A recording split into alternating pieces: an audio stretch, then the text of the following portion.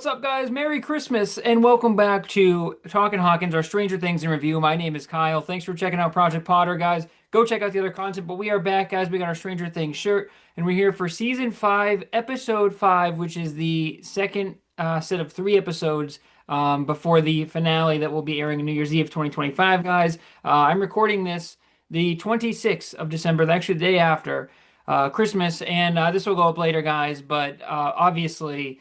A lot of anticipation for the final season of Stranger Things. What I'm going to do, guys, is give my thoughts on the episode. I'm going to give a Hawkins hero, which is my favorite character. I'm going to give a mouth breather, which is my least favorite character. And then we're going to give it a score out of 10, just like every other episode. Appreciate you guys. Let's go. The writing, once again, for season 5. This is being the second batch of episodes, guys. It's been a few weeks since I watched the first 4 episodes and reviewed them. The writing is so bad. And so many of the characters, just like the previous 4 episodes, guys, so many of the characters in season 5 don't feel like themselves. It was like cringeworthy. It was distractingly bad. And for a lot of this episode, guys, I thought a lot of the set designs or the set pieces looked cheap and bad and they stuck out. And it feels like every single character is just standing in front of a green screen. And obviously, to a lot of the extent, yes, that's true. But it felt like either the actors weren't in the same room as each other or just guys, why is Millie Bobby Brown in the same damn outfit? We're now 5 hours into the season and she's still wearing that tracksuit. Did she film in one day? I think they took Millie MBB in, dude, and I think I talked about this in the one of the first 4 episodes, guys. But I was hoping by now we would have some sort of development. But it seems like Millie Bobby Brown, I don't know how much she's making for the season, probably a lot. But it seems like she went in for one day of filming and then she did all her lines in the same outfit and they said, thanks, Millie, that's a wrap. Because why is she in the same outfit? But more importantly, guys, the Upside Down used to have aura, right? It used to be this incredible thing. Think of Eddie, who's mentioned here, and there's a emotional kind of moment between Steve and Dustin. Guys, I know everyone else like me thought they're going to kill off Dustin or Steve in this episode because they're going to fight. They're going to get a fight. The last words. And maybe that's still a thing because at the end of the episode, guys, Dustin has not run back into Steve as we get this cool moment at the end I'll talk about, guys. But I was like, oh, dude, he calls him like you fake asshole or whatever. And I'm like, the final words from Dustin to Steve are going to be calling him like an asshole and they're going to get a fight and they're never going to make up. And it's like, ah. But we all thought they were going to kill Dustin or Steve, right? But no, they are in the Upside Down. They're in, is this Hawkins' lab? It used to be so cool. I'm distracting myself, guys. They mention Eddie and the amazing, one of the best scenes in the series, guys, when he's playing Master of Puppets, season 4? Is that 4 or 3? I think that's season 4. Honestly, I don't even remember. But either way, dude, he's ripping through Master of Puppets. It's a great moment. But Steve says Eddie wanted to play hero, and he didn't save anybody. He just got himself killed. And Dustin's like, he saved me, and Steve's like, did he? And I'm like, you know what, Steve Harrington? Am I dreaming Harrington, or is that you? That's a good point, dude.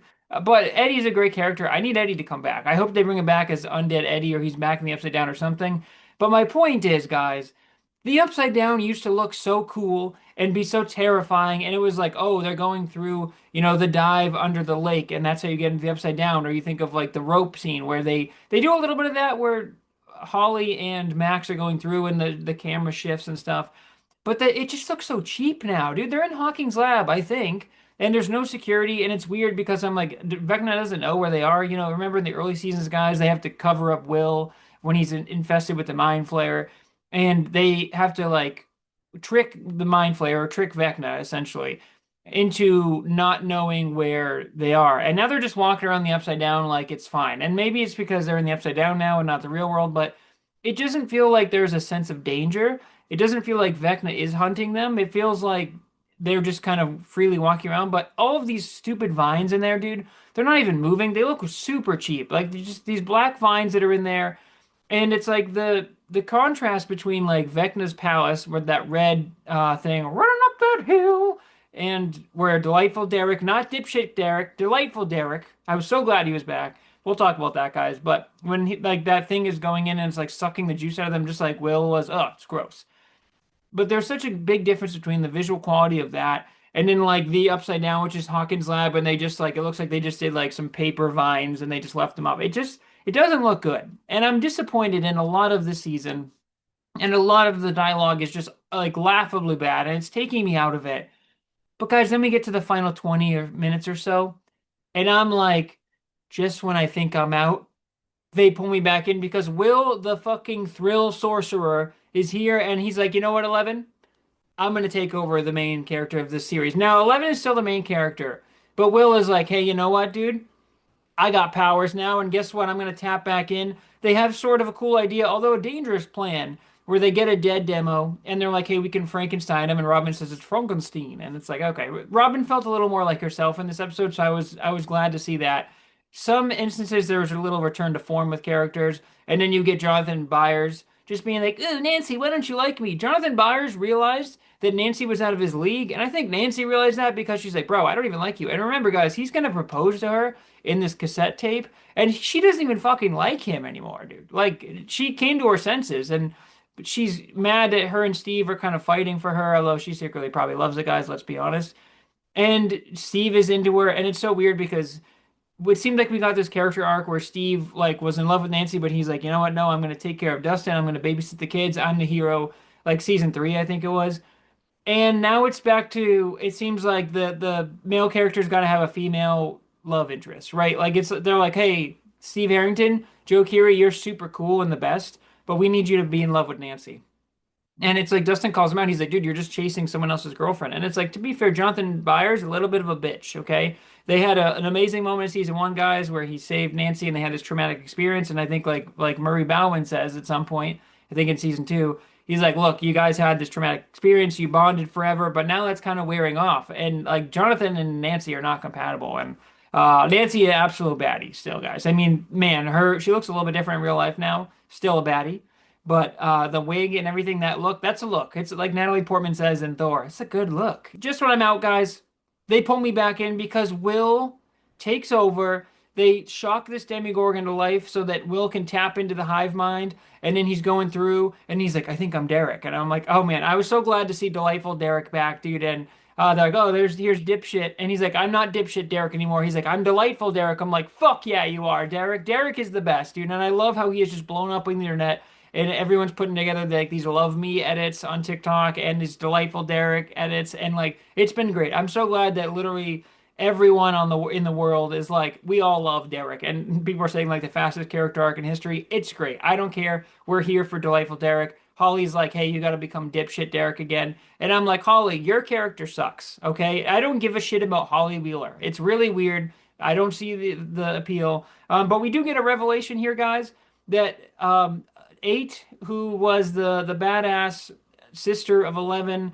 She had the long hair and stuff before, guys. She looked really cool. She was in that one punker episode. It was kind of a weird episode in season 3. I think the season 3 opener.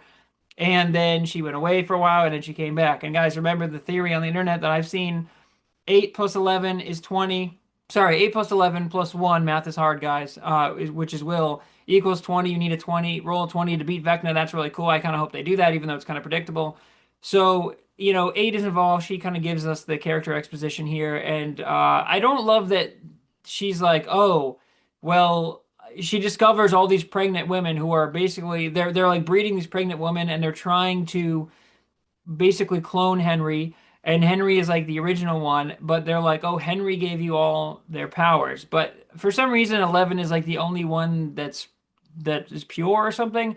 I need a little bit more in that. Maybe they'll explain it, but that was a horrifying and messed up thing where she's going through and she sees all of these women who are basically on their deathbed and they're getting her blood and they're giving it to these people, but it's not working like Henry's blood did. And I'm like, Henry gave them all their powers. That's really cool. That stuff is cool. The lore is great.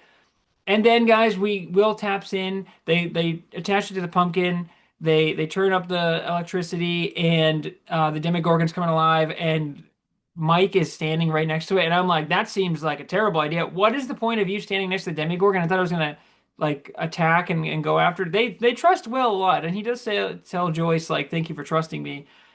But they basically are like, you know what, Will, you possessed the Demogorgons at one time. You're good, bro. We trust that you have mastered your powers. And I'm like, I don't know. But Will taps in, and I think it's Noah Schnapp.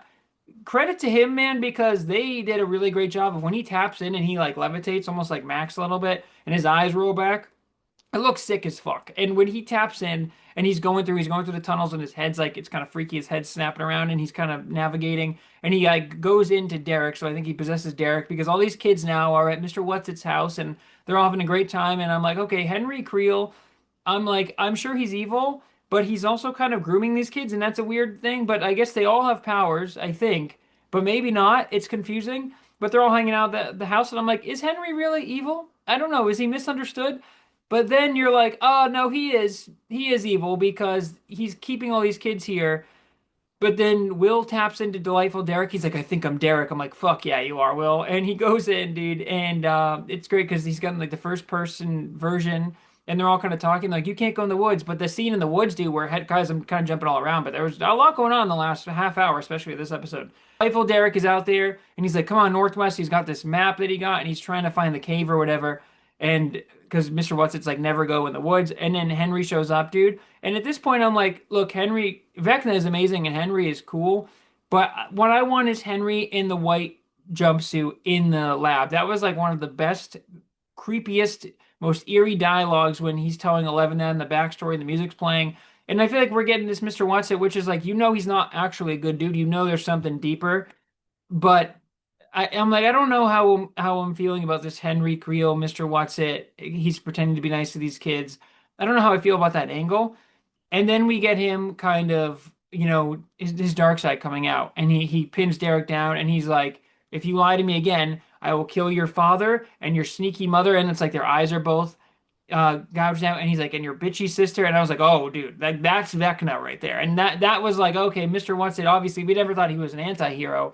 But that's Vecna right there. And so that was cool and terrifying. And I was like, don't you fucking dare hurt Delightful Derek. If Delightful Derek dies, guys, we riot, okay? But that's a cool scene. And then Will taps in, dude. And Max and Holly are going through. And it's really cool. I like this part where they're going through and they're like, okay, this is just a memory. They go Monsters Inc. style through the door in the field. And she's like, okay, that's actually super obvious. And it sticks out. They go down in the basement and it's like Halloween. And she's like, I didn't meet Henry on Halloween. And she's like, just because you didn't meet him there doesn't mean that he wasn't there. I was like, oh, creepy. And he's outside the window.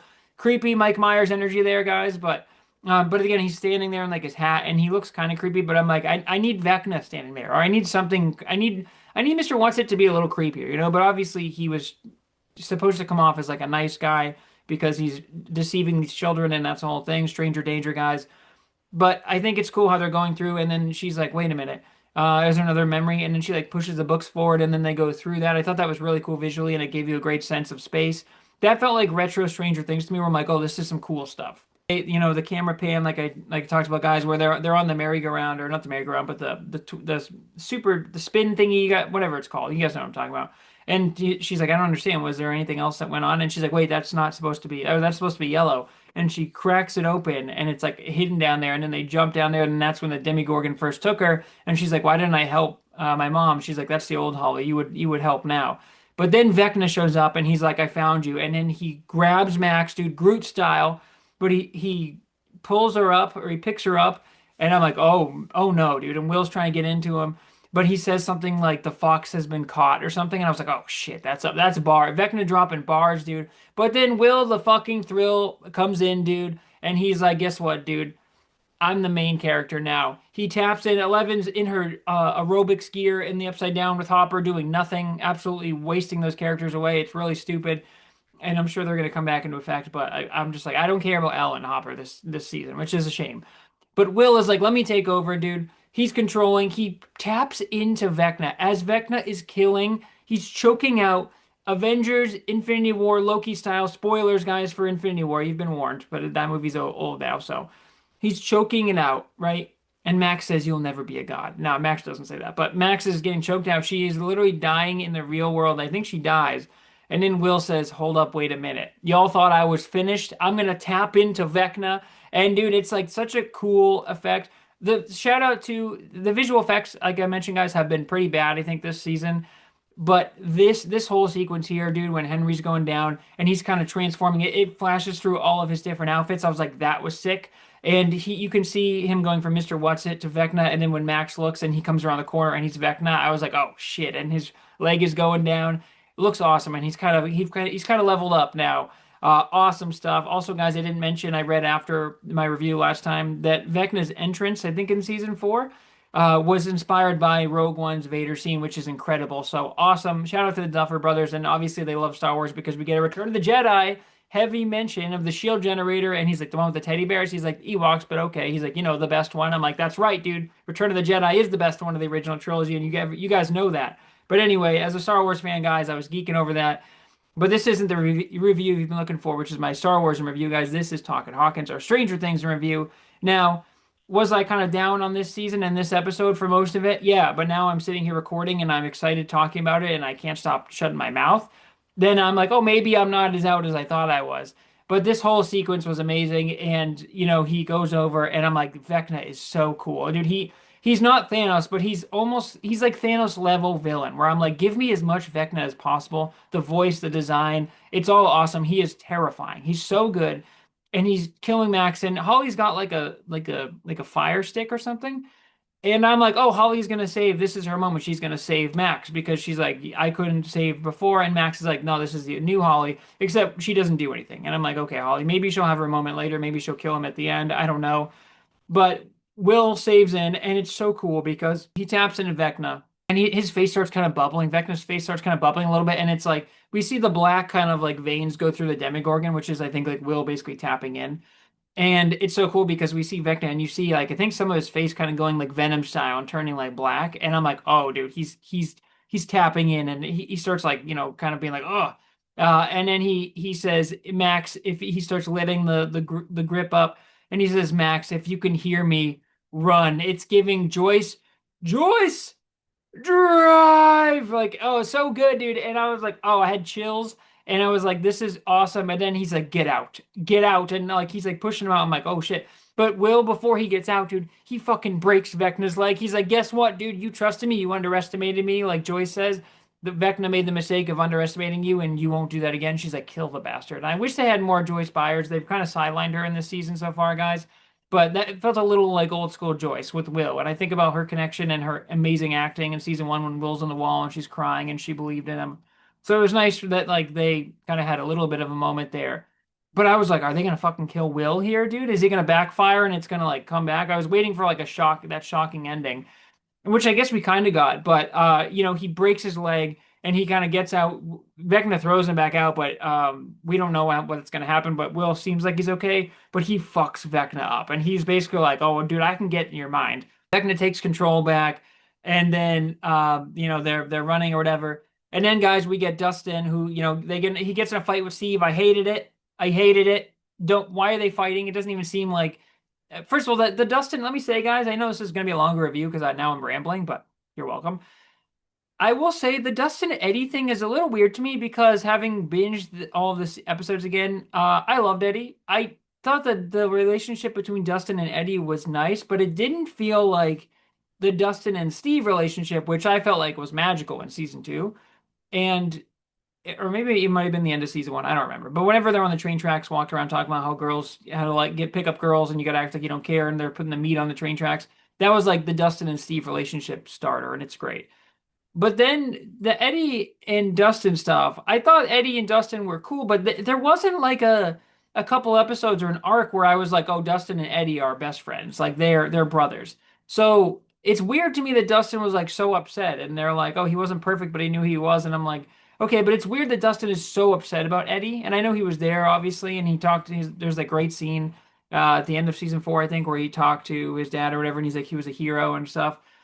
But it's weird because you think he would be way more attached to Steve because Steve and him bonded, and he's always looked up to Steve and all that stuff. And I'm sure, guys, either Dustin or Steve is going to die, and one of the other is going to be crying. Steve makes the most sense to die because he's the best one. He would impact the most characters, and let's be honest, guys, that scene would hit harder than Dustin dying. And then like Steve dying and Dustin holding him in his arms or something, or Steve having a line. Anyway, I'm sure he's gonna die, guys, and I'm gonna cry, and it's gonna be sad, but it's gonna be crazy. That they fight, Dustin gets in, and then Dustin kind of looks through a book or something. He realizes it's not a shield generator, it's something worse, and he's trying to radio to Jonathan and Nancy because they're like, oh look, they found the shield generator or whatever. But Dustin at the end, dude, it's like vintage Stranger Things. I was like, oh, this is great. He's like, do not do it. Do not shoot it. If you do anything to that barrier, we're all going to die. And it's weird because Jonathan's like, oh, they're out of range. And I'm like, you could clearly hear him, dude. No, like they weren't in range, but Dustin's sprinting upstairs. I'm like, oh my God. And then they build it up and Nancy goes to shoot it. And then Jonathan's like, wait, are you sure this is the right thing? And I was like, oh, come on. But then she's like, nope. And then she shoots it and it cuts to credits. And I was like, oh, okay, bravo, dude. Just when I thought I was out, they pull me back in. A great final half hour or so.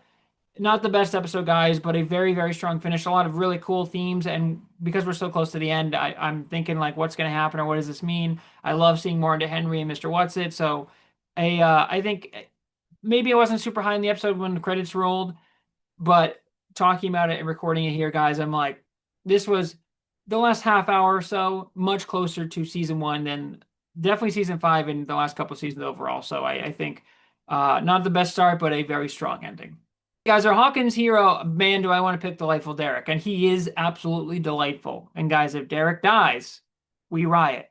But it's Will the fucking Thrill Sorcerer, dude. Will Byers, the boy who lived, the boy who was stuck in the wall, coming back. He's got powers. He's like, you know what, L, take a sidestep, take a backseat, L, because I'm wiping my nose now. I'm more powerful than L. And guys, let's be honest. If they somehow make L, I just thought of this right now. If they somehow make L and Will fight each other, like they have to do something, maybe Vecna controls Will or something. If we get a magic fight between L and Will, that's absolute cinema right there. So I'm Duffer Brothers. If you're trying to, I know the episodes are all done and the finale's coming out 5 days from now or whatever. But if you take that idea, I'll take credit for that. But guys, Will is awesome. Will is really becoming the main character. He's the boy with the bangs is back, okay? And you know, Will was kind of the least favorite character for me. He was kind of annoying. I've mentioned that in past reviews, guys. He was gone for a lot of it, but the poor boy has been tormented. But I'm like, why did Vecna want Will so badly? You know, like I feel like there's still a connection there, and we're gonna get a big reveal or something. I know Joy said Vecna underestimated you and like he won't do it again or whatever. But I'm like, Will is quickly becoming the star of season five, and when he taps in, I'm like, oh, let's go, dude. Tap the fuck in, Will. Go through those hive mind. Go through the tunnels, right? And the fact that he can get into Vecna, but now I feel like Vecna knows he can get in. Something's gonna happen where Vecna's gonna up his game up. He's gonna hit the gym, and he's gonna be like, no, no, dude, you're like, you can't get into my mind again. So that stuff is really cool. The effects were cool. The emotional moments of Will tapping into Vecna, who is such an awesome villain, really set the tone for the last part. Now, guys, there's only 3 episodes remaining. Now, the finale I know is about 2 hours, so we have a good amount of hours left. And I don't know how the rest of the story is going to go. I'm like, we're getting pretty close to the end, and I don't love the direction, but I think the end of this episode really set us up for maybe some really interesting stuff. But guys, Will the Thrill Byers, the Sorcerer, is my Hawkins hero for this one. Guys, the mouth breather for this one, it's got to be Holly. I don't care about Holly at all, dude, and I don't think she's doing a great job as an actress. It's really, I don't know. I just don't care for Holly Wheeler's safety, and it's weird that she was like targeted. And now there's other kids there, so maybe Vecna was just taking them one by one. But it's weird because they were like the vanishing of Holly Wheeler, and it was a big thing. And you know, are the Wheelers alive? They were like hospitalized. You know, the mom's fighting with the broken bottle. And it's just like this feels like a strange, pun intended, I guess, strange season. But the rating has really taken everything down a little bit, guys. But there are still some really cool moments. Nothing will ever beat the magic that is season one. But Holly Wheeler is just a character that I don't think needed to be in this season. If it was just Max going around, dude, and trying to figure stuff out on her own, I would have been like, this is really cool. I don't know why Max needs a companion and why we need to tap into Holly through Max, and maybe it'll all connected and tied in, but I don't care about Holly, and I don't think the actress is necessarily doing a great job. I'm not like captivated by her or anything. Maybe there'll be a big reveal or something, but Holly Wheeler is once again my mouth breather for this week. That brings us to a score. This is going to be an 8-6, I think. And a lot of the heavy lifting for the score is done in the last half hour, guys. I was kind of like cringe watching this where I was like, this is just bad. Like a lot of all the melted stuff, guys, with Jonathan and Nancy are, I thought that looked terrible. The army guy like stuck up. It just doesn't look good to me. And it feels like a lot of the stuff is just really been like ratcheted down. And it's weird because it's the final season. I'm sure they got a huge budget, and I don't know, maybe Netflix was struggling, but I'm sure the Duffer Brothers, this is their biggest show ever on Netflix. I'm sure that they got the money behind it. And it's like they've taken all this time, and I'm just like, you think if nothing else, the effects would be cool. And some scenes have been awesome, but some other stuff has been bad. But the writing has just been not great. We got a little bit of old school Robin in this one. I was glad to see that with her talking to Will up top. Mike has been kind of sidelined a little bit. When Mike and Will had guys, everyone's pitching Myler or Byler, whatever it is. Will they think Will and Mike are going to end up together? Doesn't make any sense because Mike is not gay and Mike is clearly in love with 11. But it's so weird that they've put 11 and Hop in the same outfit in the upside down, kind of doing nothing. And I'm just like, they got too many character groups that are doing nothing in this season. But you know what, guys? They got me back. I'm like I'm sitting here. I'm like, all right, we're gonna finish this out. My expectations are a little bit lower now for the finale, but we should still have some cool things, and I'm sure there's gonna be some emotional deaths, and then there's probably gonna be a montage of the kids or whatever. People are theorizing that the family is just gonna be a dream. We'll see. I hope they don't do that. I kind of hate when shows do that, but also if it's done well, maybe it'll be cool. But either way, guys, the last bit with Vecna coming in and Henry transforming back into Vecna and a little bit of the music cues coming in. I was like, oh, dude, so good. And the emotional moments, like, yeah, I just think of the Max running up that hill. I thought they were gonna play that song again.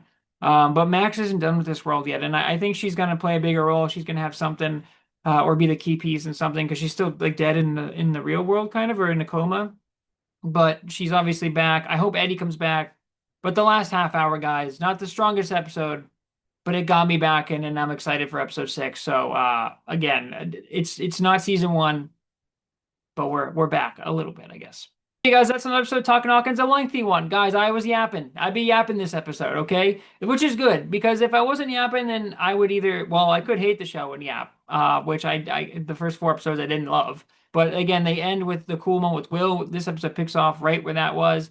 The dialogue I didn't think was great. It felt a little cheap and weird and awkward. But guys, they did enough to get me back in, and I'm like, let's see how this roller coaster ends. Let's see how the ride ends or how they land this plane. So appreciate you guys. Thanks for checking out Talking Hawkins, my Stranger Things in review. Go check out the other content for Project Potter. Until next time, guys.